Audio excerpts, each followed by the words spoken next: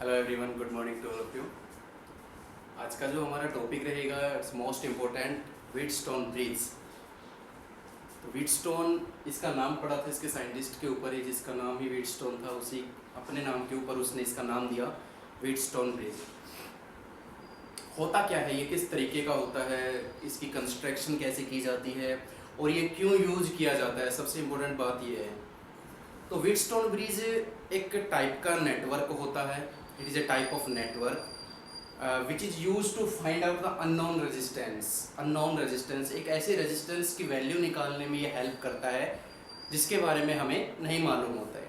ठीक है, तो इसकी कंस्ट्रक्शन किस तरीके से की जाती है कि इसमें 4 रेजिस्टेंस इस तरीके से कंबाइन किए जाते हैं, ठीक है, कि जो एक पूरा नेटवर्क बनता है वो व्हीटस्टोन ब्रिज के रूप में दिखाई देता है।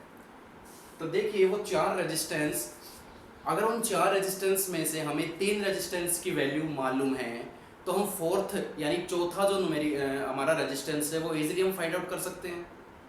क्लियर है भाई? 4 रेजिस्टेंस इसमें हम कनेक्ट करेंगे, उन 4 में से अगर 3 रेजिस्टेंस आपको मालूम है तो आप चौथा वाला रेजिस्टेंस इजीली मालूम कर सकते हो, उसकी वैल्यू फाइंड आउट कर सकते हो। किसकी हेल्प से? तो व्हीटस्टोन ब्रिज ही उसकी वैल्यू निकालने में हमारी हेल्प करेगा। तो अब बात करते हैं इसकी कंस्ट्रक्शन के ऊपर। किरचॉफ्स लॉ पर ही ये बेस्ड है एक तरीके से। किरचॉफ्स लॉ का बहुत अहम योगदान होगा इसमें, जो कि हम पढ़ा चुके हैं। तो एक बार फिर से किरचॉफ्स लॉ अप्लाई करने जा रहे हैं हम इसमें। तो सबसे पहले इसकी कंस्ट्रक्शन मैं आपको समझा रहा हूँ कि व्हीटस्टोन ब्रिज की कंस्ट्रक्शन कैसी होती है। 4 रेजिस्टेंस जो हम लेंगे वो किस तरीके से ज्वाइन करेंगे इसके अंदर, देखिए।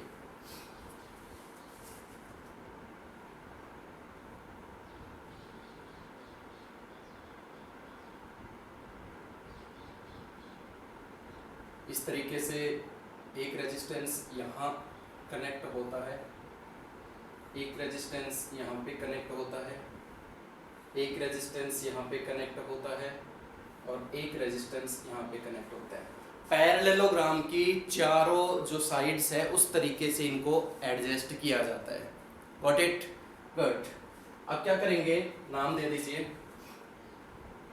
इसको। अगर मैं थोड़ा सा और बड़ा बनाना चाहूँ, वैसे समझ में आ जाएगा आपके, कोई दिक्कत वाली बात नहीं है। ठीक है, नाम दे दीजिए that is A, B, C and D. ये जो डायगोनल है इसका ए सी, इसको हम कनेक्ट कर देंगे एक सेल और एक स्विच या सिंपल एक की से। ठीक है, इस तरीके से। ये पॉजिटिव टर्मिनल है, ये नेगेटिव टर्मिनल है। यहां से करंट निकलेगा आई, यहां से करंट गया आई, यहां गया आई। अब सोचिए जरा, सबसे पहले इन रेजिस्टेंस का नाम दे देते हैं, that is P Q R S. In resistance का नाम देने के बाद अब हम क्या करेंगे, इन दोनों टर्मिनल्स को ए और सी को तो हमने सेल से कनेक्ट कर दिया, और जो बी और डी डायगोनल है, ये जो पैरेललोग्राम का, या जो बी और डी पॉइंट है, इसको हम कनेक्ट कर देंगे एक galvanometer. What do you mean by galvanometer या व्हाट इज द गैल्वेनोमीटर? आपने पढ़ा होगा 10th क्लास में भी थोड़ा बहुत यूज हुआ था इसका। Galvanometer is a type of device which detect the current. सिर्फ और सिर्फ डिटेक्ट करेगा, डिटेक्ट प्रेजेंस ऑफ करंट। ठीक है, मेजर नहीं करेगा। मेजर कौन करता है? एमीमीटर। ये सिर्फ डिटेक्ट करके दिखाएगा। ये बहुत ही एक सेंसिटिव डिवाइस माना जाता है। इसके बारे में आप डिटेल में मैग्नेटिक इफेक्ट में पढ़ोगे नेक्स्ट यूनिट में।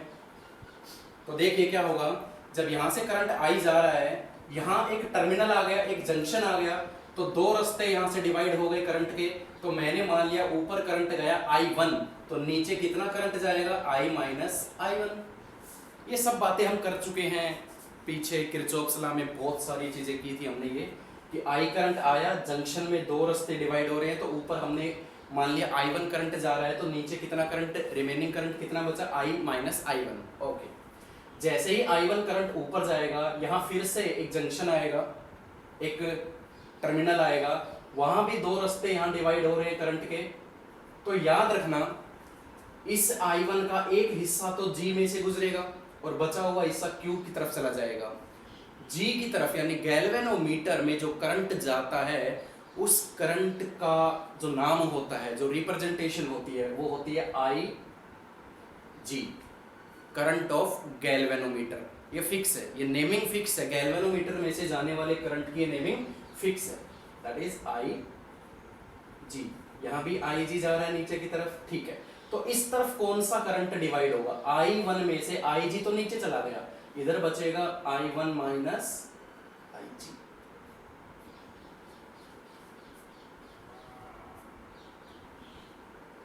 ठीक है, ओके।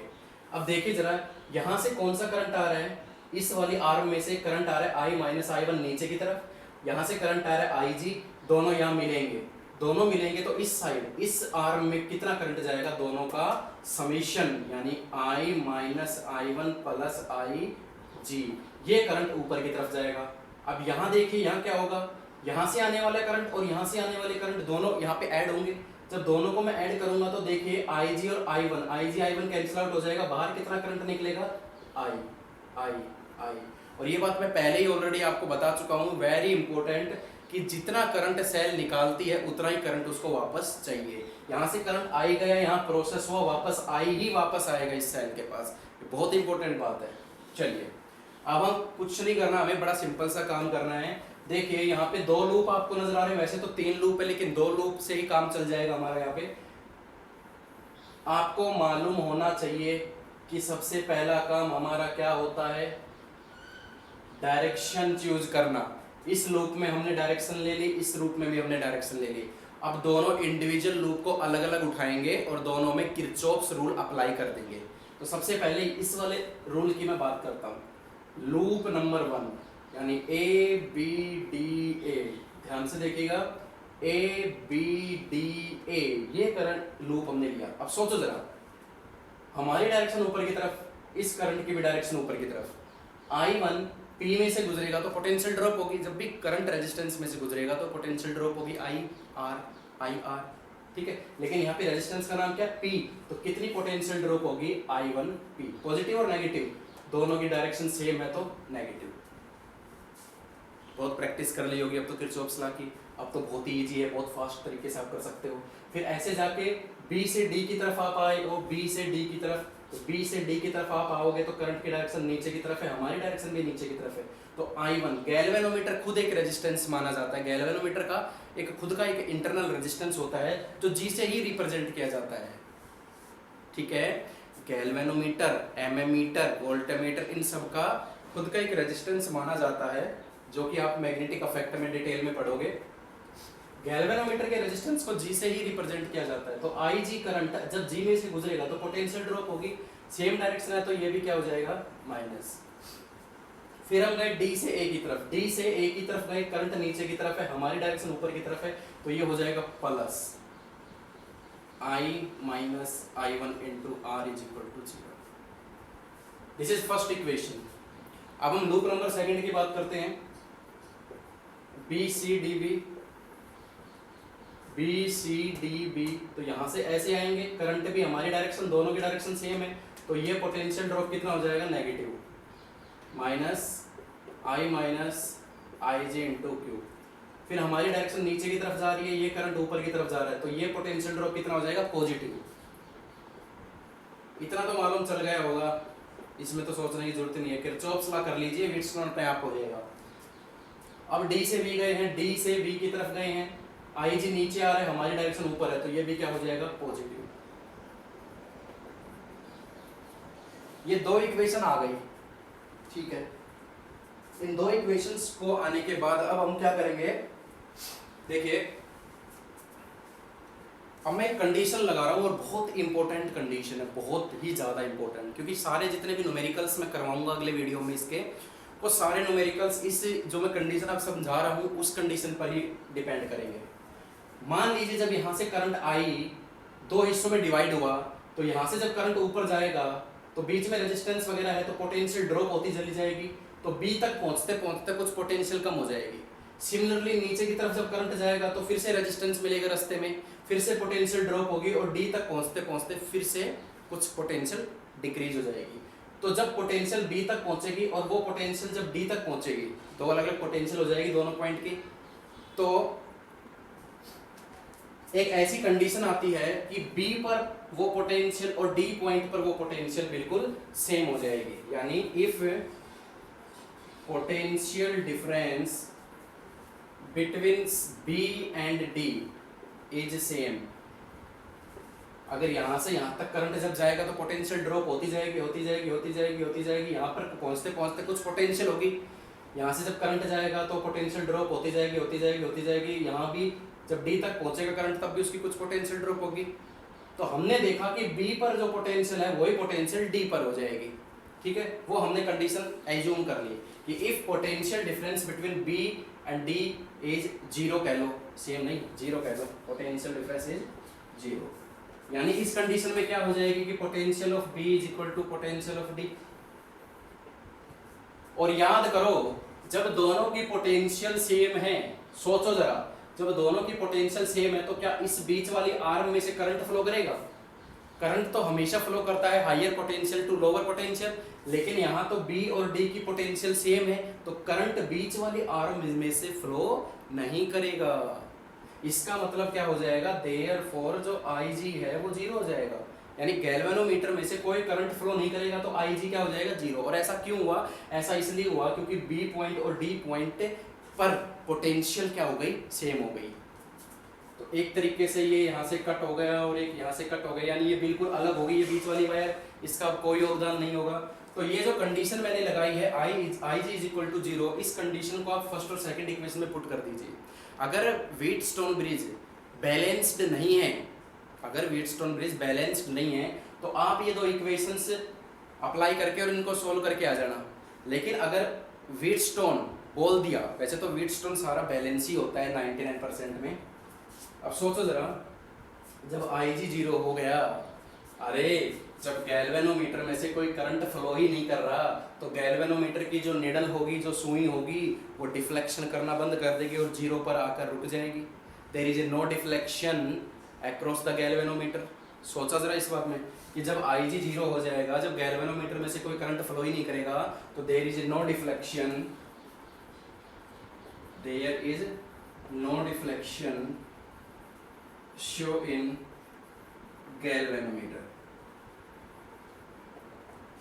ठीक है, कोई डिफ्लेक्शन। तो इस कंडीशन को जब गैल्वेनोमीटर कोई भी डिफ्लेक्शन शो ना करे, उस कंडीशन को बोला जाता है व्हीटस्टोन ब्रिज इज बैलेंस्ड, या हम कह सकते हैं कि Wheatstone bridge is said to be balanced. सो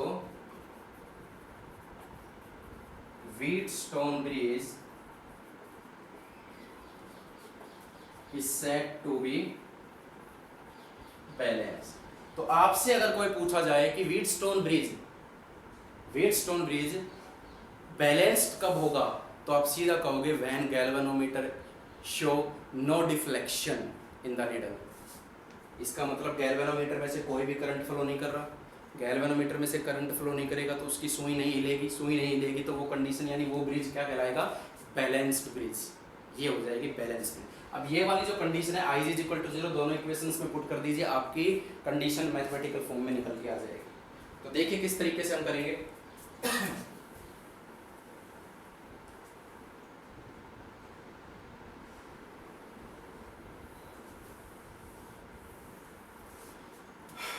यही हो जाएगा, ध्यान से देखें।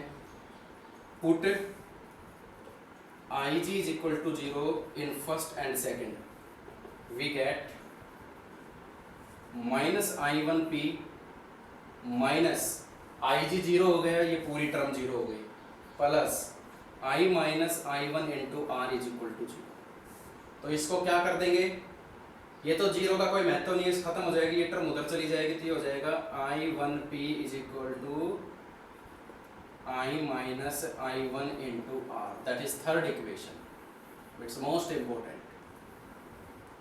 ये हमने अप्लाई कर दी कंडीशन फर्स्ट इक्वेशन में, अब यही कंडीशन अप्लाई करूंगा मैं सेकंड इक्वेशन में। माइनस IG जीरो हो गया, ये पूरा खत्म हो गया, तो क्या बच गया -I1Q, -I1Q, ये जीरो बन गया तो क्या बच गया I minus I1 into S, I minus I one into S, ये पूरा जीरो बन गया, पूरी टर्म जीरो खत्म, इज इक्वल टू जीरो। तो ये बन जाएगा आपका I one Q is equal to I minus I one into S, that is fourth equation. जब कंडीशन आपकी निकल जाए और कंडीशन को जब आप अप्लाई कर दो फर्स्ट और सेकंड इक्वेशन में, तो आपके पास दो इक्वेशन और निकल कर आती है, that is third and fourth. दोनों को डिवाइड कर दीजिए, आपकी बैलेंस कंडीशन निकल कर आ जाएगी। तो देखिए किस तरीके से हम करेंगे इसको।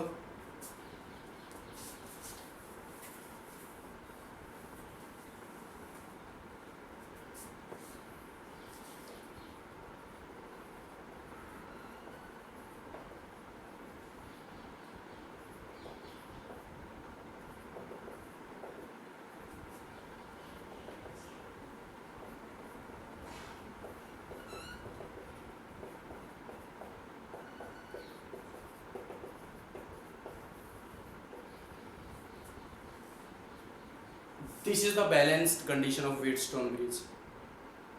अगर P by Q is equal to R by S आ जाता है, अगर P by Q is equal to R by S आ जाता है,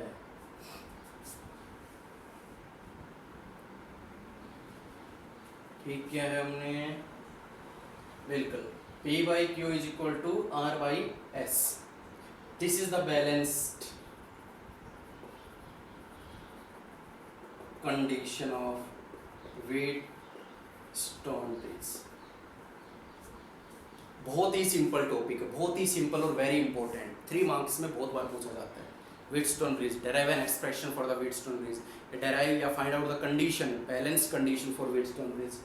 तो कुछ भी नहीं है, एक व्हीटस्टोन ब्रिज बनाया जिसमें हमने 4 रेजिस्टेंस जोड़े, P, Q, R, S, उनके बीच में गैल्वेनोमीटर जोड़ दिया और सेल से कनेक्ट कर दिया। जैसे ही करंट जाएगा, करंट की नोटेशन आपको करनी आ गई, I1 ऊपर जाएगा तो नीचे कितना आएगा, I minus I one something, ये किरचॉफ्स लॉ में आपने बहुत सीखा है।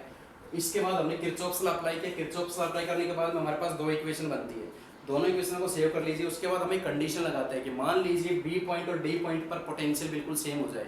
पोटेंशियल जब दोनों पर सेम हो जाएगी, करंट फ्लो करेगा हायर टू लोअर, लेकिन दोनों पॉइंट पर पोटेंशियल बिल्कुल सेम है, तो करंट वहाँ से नहीं गुजरेगा तो गैल्वेनोमीटर में करंट जाएगा ही नहीं, और जब गैल्वेनोमीटर में से करंट नहीं जाएगा तो उसकी जो डिफ्लेक्शन है वो काम करना बंद कर देगी, यानी galvanometer does not show any deflection in the needle, ठीक है। उसी को बोलते हैं हम balance condition, when Ig is equal to zero, जब गैल्वेनोमीटर का करंट क्या हो जाएगा, zero.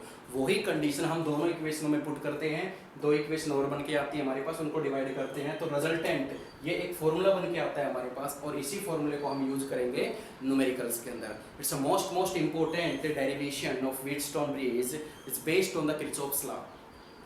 So I hope clear हो गया होगा, ये टॉपिक बहुत ही इंपॉर्टेंट और ईजी है। सो पढ़ते रहिए, खुश रहिए, हेल्दी रहिए, सेफ रहिए घर पे। आज के लिए इतना ही, थैंक यू सो मच।